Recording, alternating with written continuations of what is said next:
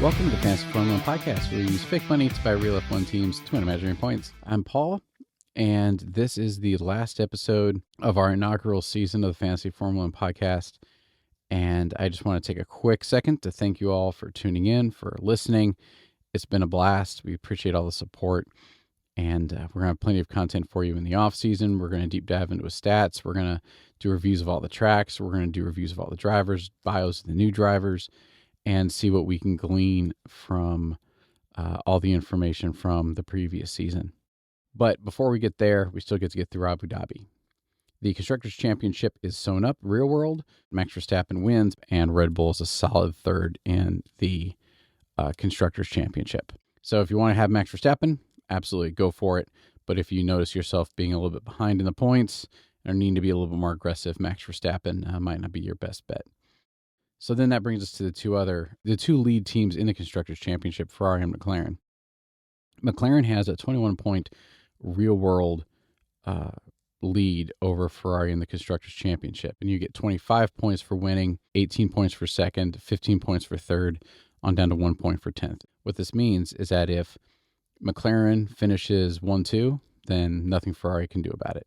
As soon as Ferrari finish 1-2, then McLaren has to finish 4, 5, that neck of the woods in order to enable Ferrari to win. So Ferrari is going to be very, very, very aggressive, while McLaren is going to be trying to just finish ahead of Ferrari.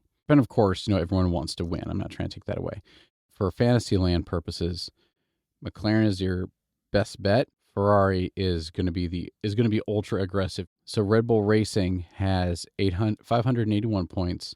Ferrari has 619. Unless Ferrari finishes out of the points, and unless Red Bull finishes 1-2, there really isn't a chance of Red Bull catching up with Ferrari. And with Sergio Perez not being too competitive right now, it's really not a factor of Red Bull overtaking Ferrari in the Constructors. Norris, of course, wants to stay P2. I know Oscar's doing really well in the Drivers' Championship as well, so they're not trying to do badly.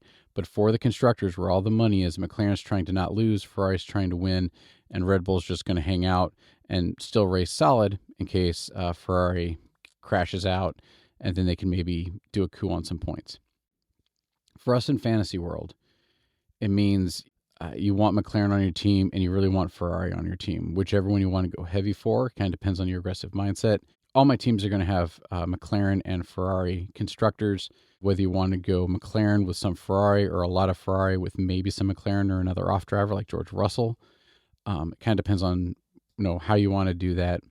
Things to consider is that Charles Leclerc is taking a 10-place grid penalty because he had to put in a new battery. What does this mean for us? Well, if he qualifies on the pole, he's still finishing P10. If he can get past people, then it could be a lot of points for your fantasy team. However, Leclerc isn't like Max Verstappen. Max Verstappen can start P17 and win the race. Leclerc doesn't have that. So I still think Ferrari is a good bet. Mercedes did really, really well back in Qatar. The outside air temperature at the track was 20 degrees Celsius. And I pulled a little conversion because I'm American. That means it's around 68, 70 degrees Fahrenheit. It was cool. The Mercedes car adapted really well, performed really well. This week, the track conditions are going to be 27 degrees Celsius, about 80, 81 degrees Fahrenheit. It's going to be running a little bit warmer for what the Mercedes car likes. George Russell does pretty good even when the temperature is not quite in the zone where he needs to be. Lewis Hamilton doesn't. If you want to gamble, and go for a Mercedes constructor, go for it. But unless somebody crashes, that's not going to be the right move. If you want a Mercedes driver, go Russell. He's the cheapest. He's been putting up the best points, and he's the one who has been a little bit more consistently in the top 6 and the top 3 over Lewis Hamilton. And it's going to be a McLaren-Ferrari fight. Again, unless there's a collision, strategy and the pit stops come into it, McLaren is weaker than Ferrari, and Red Bull is great. I don't see Perez making it into the top 6. And as soon as Max Verstappen does win, then that's really bad for Ferrari. Everybody getting less points at that time. In order for Ferrari to win, in order for Ferrari to get the Constructors Championship, they really have to bring in a P1, P2, and then have McLaren finish P4 and below. And so that's it. I appreciate all the time you spent listening to us. Thank you for following, liking, subscribing. We'll probably take a couple weeks off, but we will be back in the off season. Thanks again, and we'll see you next year. Cheers.